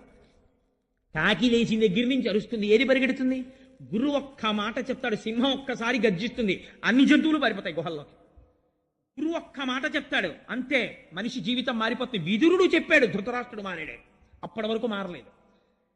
ఇవాల్టి నుంచి మీ పెద్దనాన్న ఇంద్రియములన్నింటినీ వశం చేసుకుని అంతర్ముఖుడైపోయి ప్రాణాయామం చేసి మనస్సులో పెట్టేసి, మనస్సుని తీసుకెళ్లి ఈశ్వరుడి దగ్గర పెట్టేసి, శరీరమును శోషింపచేసి, యోగాగ్ని ప్రజ్వరిల్ల చేసి 3 అగ్నిహోత్రములు ఏకకాలమునందు వెలిగితే ఆ యోగాగ్ని ఎందు శరీరమును బూది చేసేస్తాడు, బ్రహ్మమునందు చేరిపోతాడు. యోగాగ్ని వెలిగిపోతుంటే గాంధారి గమనించి నా భర్త వెళ్ళిపోతున్నాడని ఆ యోగాగ్నిలోకి గాంధారి ప్రవేశించి శరీరం వదిలిపెట్టి ఇద్దరు బ్రహ్మమును చేరిపోతున్నారు, నువ్వు సంతోషించన్నాడు. చాలు, మా పెద్దనాన్న అంత స్థితిని పొందేశాడు, నేను ఇంకేడవనన్నాడు. సంతోషపడిపోయి ధర్మరాజు ఆనందపడ్డాడు. ఆనందపడి ఒక మాట అన్నాడు. 7 నెలలైంది అర్జునుడు వెళ్ళి కృష్ణ భగవానుణ్ణి చూసొస్తాను అని చెప్పి బయలుదేరాడు. కానీ ఇప్పటికి రాలేదు. ఎందుచేత రాలేదు? ద్వారకా నగరంలో ఏం జరిగింది అని ఆశ్చర్యపోతూ విదురుణ్ణి అడిగాడు. మీరు క్షేత్రాలకు వెళ్ళారు కదా, తీర్థయాత్రలు చేశారు, ద్వారకానగరం ఎలా ఉంది, కృష్ణ భగవానుడు క్షేమమేనా అని. తనకి తెలుసు కృష్ణుడు నిర్యాణం పొందేశాడని, చెప్పలేదు విదురుడు. మీరు ఒక మాట జ్ఞాపకం పెట్టుకోండి, ఏమిటండి మీరు భాగవతం మొదలెట్టి 3 రోజులైంది కృష్ణ నిర్యాణం అంటున్నారు ఏంటండి? మేము ఇంకా మీరు ఏదో కృష్ణుడు పుడతాడు, బాల్య క్రీడలు అవి ఇవి ఉంటాయనుకున్నాను. నిన్ననేమో కూర్మావతారం అన్నారు, కృష్ణుడు అన్నారు, అది అన్నారు, ఇది అన్నారు, ఇవాళ కృష్ణ నిర్యాణం అంటున్నారు ఏంటండి అనుకోకండి. భాగవతం ప్రారంభం అలా ఉంటుంది, వైరాగ్యం కోసం. కానీ తర్వాత మళ్ళీ అన్ని లీలలు, అన్ని కృష్ణుడు పుట్టుక, దశమస్కందంలో అన్నీ వచ్చేస్తాయి, అవతారాలు అన్నీ. కానీ ప్రారంభం శుకుడు పరీక్షిత్తు దగ్గరికి వచ్చి కూర్చుని భాగవతం చెప్పడం ప్రారంభం చెయ్యాలి అంటే పరీక్షిత్తు నిర్యాణం రావాలి, వస్తే కానీ శుకుడు రాడు కదండి. మరి శుకుడు వచ్చి భాగవతం చెప్పడం మొదలెట్టాలి, అక్కడ ప్రారంభం కావాలి. అక్కడికి ప్రారంభం కావాలంటే ఈలోగా వీళ్ళందరూ నిర్యాణం పొందడం చెప్పాలి. ఇంకా ఈ మధ్యలో ఒకటి జరుగుతుంది. ధర్మరాజాదులతో కృష్ణుడు ఒక మాట చెప్తాడు, ఒక మహాపురుషుడు వెళ్ళిపోతున్నాడు ఈ లోకంలోంచి, భీష్ముడు లాంటి వ్యక్తి ఇహ రాడు, వెళ్ళిపోతున్నాడు. నువ్వు తొందరగా వెళ్ళి భీష్ముడి దగ్గర ధర్మాలు నేర్చుకో, మళ్ళీ శరీరంతో ఎప్పుడు వస్తాడో అలాంటి వాడన్నాడు. భీష్ముడు వెళ్ళి విన్నాడు. ఆ భీష్ముడు అంటే ఏమిటో, భీష్ముడి జీవితం ఏమిటో ఇప్పుడు చెప్పడం ఎందుకు, ఎలాగో 4 రోజుల్లో భీష్మేకాదశి వచ్చేస్తోంది కదా, భీష్మ ఏకాదశి నాడు భీష్ముడి యొక్క చరిత్ర చెప్పి ఆఖరణ బొటనవేలు దగ్గర నుంచి లాగేస్తాడు ప్రాణాలని. హృదయస్థానమునందు పెట్టుకుని కూర్చుంటాడు ఏకాదశి ఘడియల కోసం. కూర్చుని కృష్ణుణ్ణి ఎట్ట ఎదట చూస్తూ స్తోత్రం చేస్తాడు భీష్మస్తుతి. ఎంత ఎటువంటి పద్యాలండి పోతన గారి అనువాదం. ఆ స్తోత్రం చేసి విష్ణు సహస్రనామ స్తోత్రం చెప్పి ఈశ్వరుడిలోకి లీనమైపోతాడు. అప్పుడు అంత్యేష్టి కార్యక్రమాన్ని భీష్ముడికి నిర్వహిస్తారు. అది భీష్మ ఏకాదశి నాడే చెప్పుకుంటే మన జన్మ తరించిపోతుంది. కనీసం ఒక భీష్మేకాదశి అయినా జీవితంలో అలా చేసిన వాళ్ళం అవుతాం.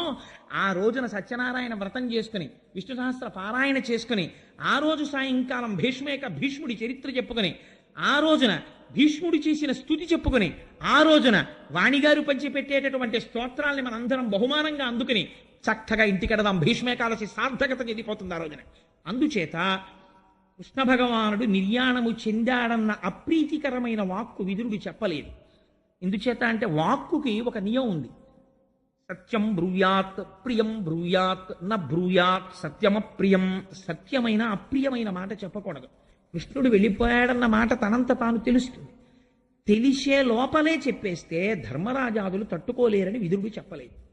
కానీ ధర్మరాజు అన్నాడు, 7 నెలలైంది అర్జునుడు వెళ్ళి తిరిగి రాలేదు, నాకు కొంచెం మనస్సు ఆందోళనగా ఉంది, నాకు కొన్ని దుర్నిమిత్తములు కనపడుతున్నాయి, రాత్రుళ్ళు పీడకలలు వస్తున్నాయి, నా శరీరంలో అదరకూడనటువంటి అవయవములు అదురుతున్నాయి, నేను ఇంతటి సార్వభౌముడను, నేను దిగిన రథం దగ్గరికి ఎడుతున్నప్పుడు ఒక వీధి కుక్క అరుస్తూ నా మీదకొచ్చి వెనక్కి తిరిగి వెడుతోంది, నేను రథం ఎక్కబోతున్నప్పుడు నా గుర్రములు నా వంక చూసి కన్నుల నీరు కారుస్తున్నాయి, ఆవులు నాకు ఎడమ పక్క నుంచి వెడుతున్నాయి, గాడిదలు మొదలైన జంతువులు కుడిపక్క నుంచి వెడుతున్నాయి, సూర్యోదయం జరుగుతున్నప్పుడు ఆడనక్కలు సూర్యుడి వంక చూస్తూ పెద్దగా ఏడుస్తూ అరుస్తున్నాయి, భూమి నిష్కారణంగా కంపిస్తోంది, మేఘములు లేని పిడుగులు పడుతున్నాయి, అప్పుడప్పుడు రాజ్యంలో నెత్తురు వర్షం పడుతోంది, దేవాలయాలలో ఉండేటటువంటి ప్రతిమలు కదులుతున్నాయి, దేవాలయాలలో ఉండేటటువంటి ప్రతిమల యొక్క చెమరుస్తోంది, చెమట పడుతోంది, అగ్నిహోత్రములో నెయ్యి పోసినా సరే పైకి లేవట్లేదు, రాత్రుళ్ళు గుడ్లగూబలు ఒకదాంతో ఒకటి పోటీ పడి అరుస్తున్నాయా అన్నట్టు ఏడుచుకుని మాట్లాడుకుంటున్నాయి. ఈ దుర్నిమిత్తములన్నీ చూస్తే అవతార పురుషుడై ధర్మమును 4 పాదముల నడిపించి ఈ లోకమునంతటినీ తన భుజాల మీద పెట్టుకుని రాక్షస సంహారం చేయించిన మహానుభావుడైన కృష్ణుడు శరీరమును విడిచిపెట్టి అవతారములు చాలించాడని నాకు అనిపిస్తోంది. అదే జరిగితే మేము కూడా వెళ్ళిపోయే రోజు దగ్గరికి వచ్చేసినట్టే, నాకు అనుమానంగా ఉంది అని బాధపడ్డాడు. ఇంతలో అర్జునుడు వచ్చాడు. తల దించుకుని ధనస్సు పట్టుకుని వస్తున్నాడు.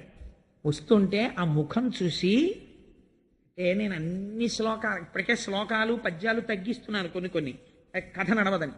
అంతా చెప్పడం కుదరదు కదండి, ప్రధానమైన విషయాలు కొన్ని ప్రస్తావన చేస్తాను. ధర్మరాజు అడిగిన ప్రశ్న ఏమిటో తెలుసా అండి? కుశలం అడిగాడు ముందు. ఏమయ్యా, ద్వారకలో అందరూ కుశలమా? వసుదేవుడు కుశలమా? ఆయన భార్యలు కుశలమా? ఉగ్రసేనుడు కుశలమా? అన్నీ అడిగిన తర్వాత అన్నాడు, నీ ముఖం ఎందుకు అలా వాడిపోయింది?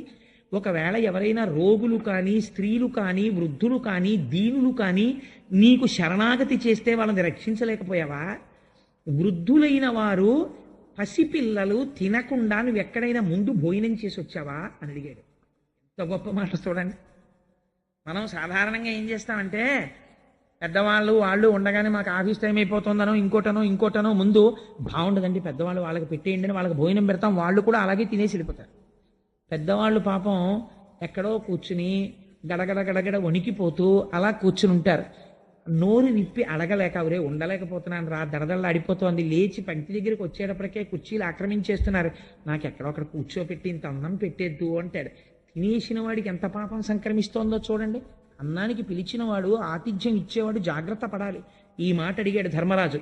ఏరా, ఎక్కడైనా వృద్ధులు కానీ పసిపిల్లలు కానీ తిననికుండానే నువ్వు ముందు భోజనం చేసి వచ్చావా, ఎందుకు అలా ఉన్నావు అని అడిగాడు.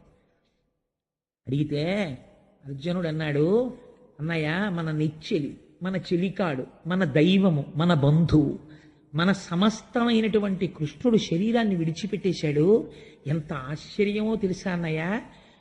ముళ్ళు కాలులో గుచ్చుకుంటే అడవిలో వెడుతున్నవాడు ముళ్ళు తీయడానికి వేరొక ముళ్ళు చేత్తో పట్టుకుని ఈ ముళ్ళు తీసే వరకు చర్మాన్ని ఉత్తరించి శరీరములో ఉన్న ముళ్ళు తీసేసిన తర్వాత శరీరములో గుచ్చుకున్న ముళ్ళు, చేతిలో ఉన్న ముళ్ళు, రెండు ముళ్ళని విసిరేసినట్టు శరీరముతో ఈ లోకములోకి వచ్చి దేన్ని పొందాలో దాన్ని పొందకుండా వ్యర్థముగా రాత్రి నిద్రయందు పగటిపూట అనవసరమైన ప్రసంగముల యందు జీవితాన్ని పాడు చేసుకుంటున్న వ్యక్తుల్ని ఉద్ధరించడానికి తాను శరీరముతో వచ్చి ముళ్ళును ముళ్ళుతో తీసినట్టు తాను శరీరధారి అయి వచ్చి లోకమునకు గీత చెప్పి నడువడి నేర్పి మనను ఉద్ధరించి కాపాడి ముళ్ళు రెండు ముళ్ళు పారేసినట్టు లోకోత్తరణమైపోయిందని శరీరాన్ని కృష్ణుడు వదిలేశాడన్నయ్య అన్నాడు. వదిలేస్తే ఆశ్చర్యం ఏమిటో తెలుసా అన్నయ్య, గోపాల బాలురు కృష్ణుడు శరీరం విడిచిపెట్టగానే కృష్ణ నిర్యాణం కాగానే ఒకరినొకరు కొట్టుకుని అందరూ మరణించారు. కృష్ణుడి భార్యల్ని రక్షిద్దామని నేను గోపాలులతో యుద్ధం చేయవలసి వచ్చింది. గోపాల బాలురంటే వారికి పశువుల్ని తోలడం తప్ప యుద్ధం తెలియదు. అటువంటి వారు కేవలం కడవలో నీళ్లు పట్టుకెళ్ళేటటువంటి ఒక అబలని ఓడించినంత తేలిగా గాంధీవం ఉన్న నన్ను ఓడించేశారన్నయ్య. ఓడించి కృష్ణ పత్నుల్ని నా దగ్గర నుంచి అపహరించి పట్టుకుపోయారు. అన్నయ్య, నాకు ఒకటి అర్థం కాలేదు. ఈ గాంధీవమే కదా నేను అప్పుడు పట్టుకున్నది, ఈ రథమే కదా నేను ఎక్కింది, ఈ చేతులే కదా బాణాలు వేసింది. ఆనాడు 18 అక్షౌహిణీల సైన్యాన్ని చీల్చి చెండాడనే ఆ కృష్ణుడు ఎదర లేడివాళ్ళ సారథ్యంలో. ఎత్ర యోగేశ్వర కృష్ణో ఎత్ర పార్థో ధనుర్ధర తత్ర శ్రీ విజయోభూతి ధ్రువా నీతిర్మతిర్మమ. ఏ నాడు నీ జీవన రథంలోంచి కృష్ణుడిని దింపేశావో అప్పటి నుంచి నీకు ఓటమి ప్రారంభం. ఎంతకాలం కృష్ణుడు నడిపిస్తున్నాడని నువ్వు నమ్ముతున్నావో అంతకాలం నీకు విజయ పరంపరే. ఇవాళ లేడన్నయ్యా కృష్ణుడు. ఆనాడు ద్రౌపదీదేవి స్వయంవరంలో నేను బాణాన్ని గురిపెట్టి కదులుతున్న చాపని కొట్టానా, ఖాండవనాన్ని దహించడానికి ఆగ్నేయాస్త్రాన్ని ప్రయోగించానా, 18 అక్షౌహిణీల సైన్యాన్ని చీల్చి చెండాడానా, భీష్మ ద్రోణ కర్ణాది వీరుల్ని నిగ్రహించానా. ఇన్ని చెయ్యగలిగినటువంటి ఈ చేతులు ఇవాళ గోపాల బాలురితో యుద్ధం చెయ్యలేకపోయాయా? నాకు అర్థమైపోయిందన్నయ్య. ఎప్పుడు కృష్ణుడు వెళ్ళిపోయాడో ఆనాడే మన జీవములు వెళ్ళిపోయాయి. ఇవాళ మనం ఉన్నది జీవచ్ఛవాలం ఉన్నామంతే అన్నయ్య అన్నాడు. ఈ మాటలు విన్నాడు ధర్మరాజు. విని అన్నాడు, ఇంకా మనం ఉండవలసిన అవసరం లేదు. కృష్ణుడు ఎప్పుడైతే వెళ్ళిపోయాడో అప్పుడే కలిపురుషుడు వచ్చేస్తున్నాడు. తర్వాత యుగానికి అవకాశం ఇచ్చేసాడు. అందుకని వెళ్ళిపోయాడు కృష్ణ భగవానుడు. కాబట్టి ఇక మనం ఇక్కడ ఉండవలసిన అవసరం లేదురా అని పరీక్షిత్తుని పిలిచాడు. పిలిచి పరీక్షిత్తుకి పట్టాభిషేకం చేశారు. పట్టాభిషేకం చేసేసి గొప్పగా వర్ణించారో తెలుసా అండి భాగవతంలో. తను కట్టుకున్నటువంటి సార్వభౌమ లాంఛనములైనటువంటి తెల్లటి పట్టు వస్త్రములను విడిచిపెట్టేశాడు. తనకున్న ఆభరణములన్నింటినీ తీసి పక్కన పెట్టేశాడు. ఆ కేశపాశమునకున్నటువంటి ముడి విప్పేశాడు. విప్పేసి జుట్టు చల్లా చెదరుగా పడిపోయింది. ఆ పెట్టుకున్నటువంటి బొట్టు కాని తిలకము కాని ఏమీ లేవు. ఒక పిచ్చివాడో, ఒక ఉన్మాదో, ఒక రోగగ్రస్తుడో, ఒక పిశాచము ఆవహించిన వాడో, ఒక భూతమో తిరిగినట్టుగా అయిపోయాడు. అయిపోయి ఒక మానసిక హోమము చేశాడు అన్నారు. అది పైకి చేయలేదు, మానసికం. ఎంత గొప్పగా చేశాడో తెలుసా అండి. ఇంద్రియములన్నింటినీ తీసుకెళ్లి మనస్సులో పెట్టాడు. మనస్సుని తీసుకెళ్లి ప్రాణవాయువునందు పెట్టాడు. ప్రాణవాయువుని తీసుకెళ్లి అపానమనబడేటటువంటి మృత్యువాయువునందు పెట్టాడు. ఆ అపానమును తీసుకెళ్లి మృత్యుస్థానమైన శరీరమునందు పెట్టాడు. అంటే ఇప్పుడు ఈ శరీరము పడిపోవడానికి కావలసినటువంటి స్థితిని తీసుకొచ్చేసాడు. తీసుకొచ్చేసి దీన్ని ఒక రకమైన సన్యాసమే అంటారు శాస్త్రంలో. ఇహ తాను మాట్లాడడు, ఇంకా తను ప్రతిస్పందించాడు. అన్నిటినీ విడిచిపెట్టి జడుడిలా, పిశాచగ్రస్తుడిలా జుత్తు విరబోసుకొని మౌనంగా ఎవ్వరితో మాట్లాడకుండా ఉత్తర దిక్కుకు తిరిగి వెళ్ళిపోతున్నాడు. వెళ్ళిపోతుంటే ధర్మరాజుని చూసినటువంటి భీముడు అలాగే భీముడు వెళ్ళిపోయాడు. భీముడు వెనక అర్జునుడు వెళ్ళిపోయాడు. ఆ వెనక నకుల సహదేవులు వెళ్ళిపోయారు. వెళ్ళిపోయిన తరువాత ఒక కుండ పగిలిపోతే కుండలో ఉన్న ఆకాశము అనంత ఆకాశములో ఎలా కలిసిపోతుందో అలా ఉత్తర దిక్కుకు వెళ్ళిపోయినటువంటి వారు మృత్యుస్థానమైన శరీరములోకి హోమము చేసేశారు. కాబట్టి శరీరములు పడిపోయి కృష్ణ పరమాత్మతో ఐక్యాన్ని పొందేశారు. ఇది తెలుసుకున్నటువంటి ద్రౌపదీదేవి తన భర్తలు వెళ్ళిపోయిన తర్వాత ఇంకా తానుండకూడదని తాను కూడా ఉత్తర దిక్కుగా ప్రయాణం చేసి ఆవిడ కూడా శరీరాన్ని విడిచిపెట్టేసింది. పరీక్షిత్ మహారాజు సార్వభౌముడయ్యాడు. అయి మహారాజై దేశాన్నంతటినీ కూడా ఎంతో సంతోషంగా ఎంతో సుభిక్షంగా పరిపాలిస్తున్నాడు. పాండవులు పరిపాలించిన నాడు, ధర్మరాజు పరిపాలించిన నాడు దేశం ఎంత శోభతో ఎంత కళ్యాణప్రదంగా ఉందో అంత ఆనందంగా దేశం అంతా ఉంది. ఎక్కడ చూసినా 3 పువ్వులు 6 కాయలు, నెలకి 3 వానలు, ఎక్కడ ధర్మమునకు లోపమన్నది లేదు. ఎన్నో దిగ్విజయ యాత్రలు చేశాడు. తన మేనమామ గారు ఉత్తరుడు, ఆ ఉత్తరుడు యొక్క కుమార్తె అయినటువంటి ఇరావతిని వివాహం చేసుకున్నాడు. 4 కుమారుల్ని కన్నాడు. అందులోనే జనమేజయుడు కూడా సర్పయాగం చేసినవాడు. జనమేజయుడు వంటి గొప్ప కొడుకుల్ని కన్నాడు. తాను జయించనటువంటి రాజ్యం లేదు. కురు, బాహ్లిగా మొదలైనటువంటి దేశాలు, కురు, పాంచాల, కోసల, కాశీ, వజ్జి, మల్ల, అంగ, మగధ, వత్స, మచ్చ, ఛేది, అవంతి, గాంధార, కాంభోజ, సౌరాష్ట్ర, ఆశ్వక మొదలైన రాష్ట్రములన్నింటినీ జయించాడు. జయించి ఏకఛత్రాధిపత్యంగా విశాలమైనటువంటి సామ్రాజ్యాన్ని తన యొక్క ఆ పతాకపు ఛాయలలో అత్యంత సంతోషంగా పరిపాలన చేస్తున్నాడు. పరీక్షిత్ మహారాజు గారు ఎక్కడికి వెళ్ళినా ఒక నియమం పాటించేవాడు. ఏమిటో తెలుసా అండి? పరీక్షిత్ యాగాలు చేశాడు.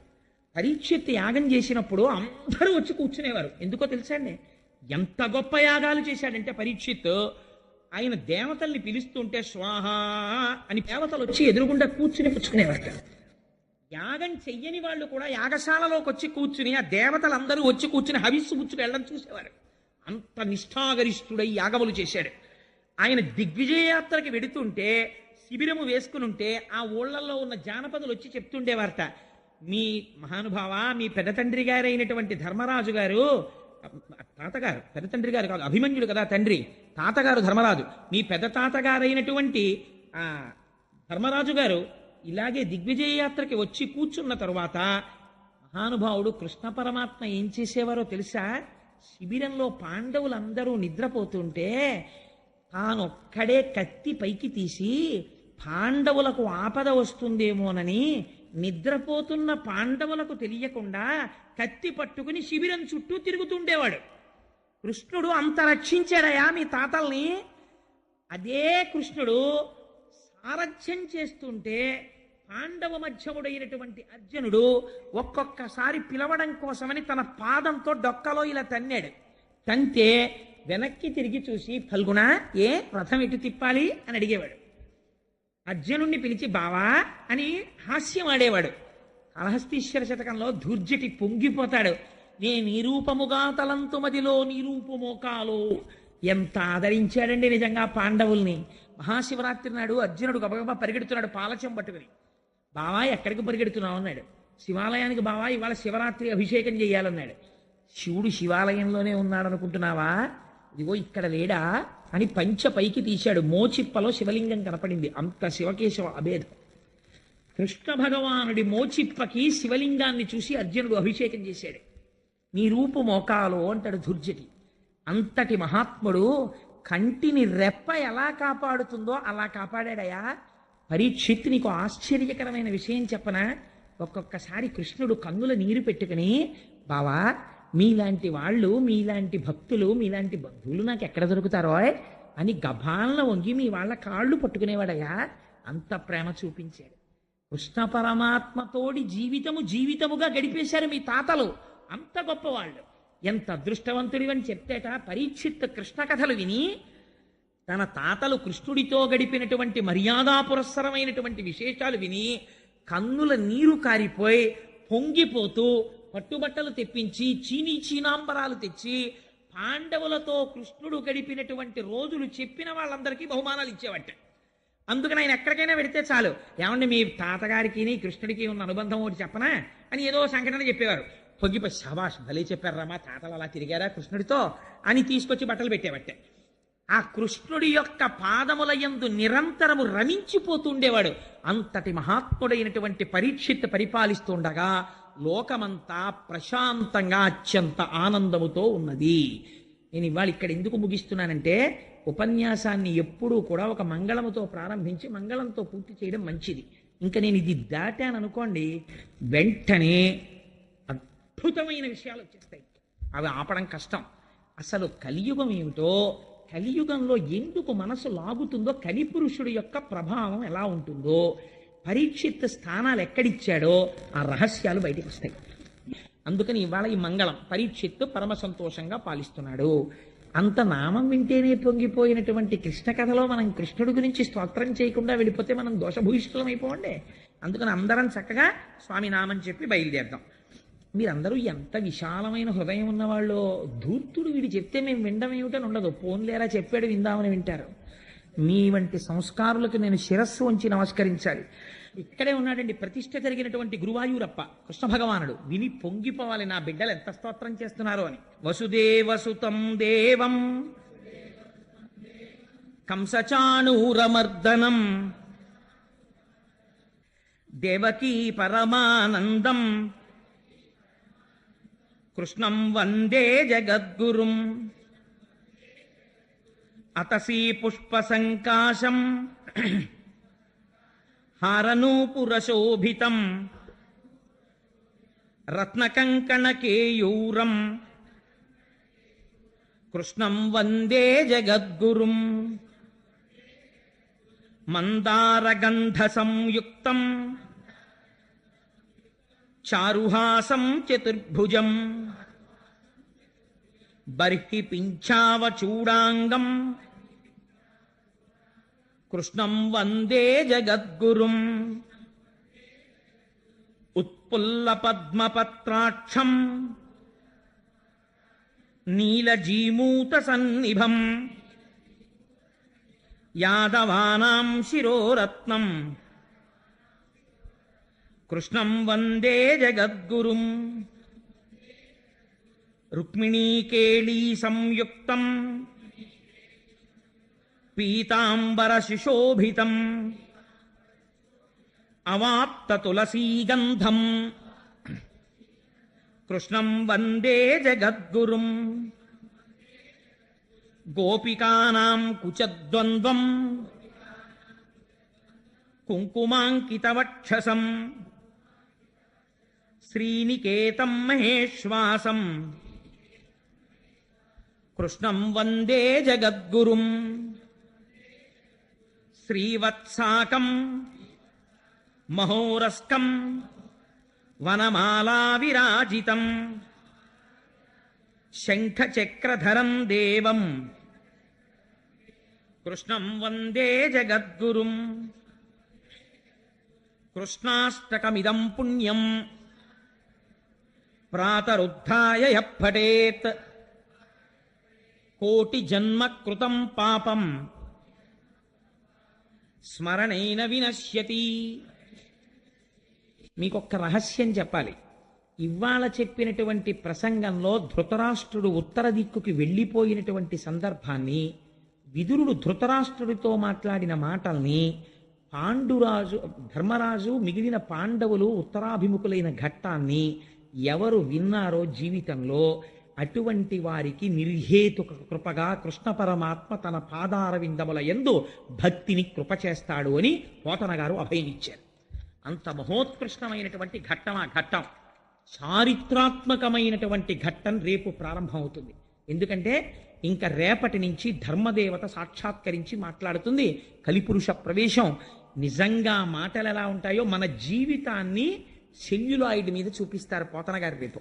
సర్వం శ్రీ ఉమామహేశ్వర పరబ్రహ్మార్పణమస్తు. స్వస్తి. ప్రియమైన భక్తులారా, ఈరోజు మీరు వినింది కేవలం ఒక ప్రవచనం కాదు, మీ జీవితానికి దేవుడు పంపిన ఒక చిన్న సందేశం. మన జీవితంలో ఎన్నో సందేహాలు ఉంటాయి, ఎన్నో కష్టాలు ఎదురవుతాయి. కొన్నిసార్లు మనకు దారి కనిపించదు, మనమే ఒంటరిగా ఉన్నామేమో అనిపిస్తుంది. కాని ఒక విషయం మాత్రం ఎప్పుడూ గుర్తుంచుకోండి, దేవుడిపై నిజమైన విశ్వాసం పెట్టిన మనిషిని ధర్మం ఎప్పుడూ ఒంటరిగా వదలదు. ప్రతి కష్టం వెనుక ఒక కారణం ఉంటుంది, ప్రతి పరీక్ష వెనుక ఒక పాఠం ఉంటుంది, ప్రతి కన్నీటి వెనుక కూడా దేవుడి కరుణ దాగి ఉంటుంది. ఈరోజు మనం కలిసి విన్న ఈ బోధన మీ మనసులో ఒక చిన్న వెలుగును వెలిగించి ఉంటే, మీ హృదయానికి కొంచెమైనా శాంతి ఇచ్చి ఉంటే, ఈ వీడియోకి ఒక లైక్ చేయండి, కామెంట్లో మీ భక్తిని తెలియచేయండి. మరియు ఒక షేర్ చేసి ఇంకో భక్తుడి జీవితంలో కూడా ఈ బోధన వెలుగును చేరేలా చేయండి. ఎందుకంటే కొన్నిసార్లు ఒక చిన్న మాట, ఒక చిన్న బోధన ఒక మనిషి జీవితాన్ని పూర్తిగా మార్చగలదు. ఇంకా ఇలాంటి దివ్యమైన ఆధ్యాత్మిక బోధనలు వినాలంటే ఇప్పుడే మా ఛానల్ను సబ్స్క్రైబ్ చేయండి. ఎందుకంటే మరుసటి బోధనలో మీ జీవితానికి అవసరమైన సమాధానం ఉండొచ్చు, మీ మనసుకు కావాల్సిన శాంతి ఉండొచ్చు, మీ అదృష్టాన్ని మార్చే ఒక మాట ఉండొచ్చు. ఇది మీవాడు శ్రీ చాగంటి బోధన.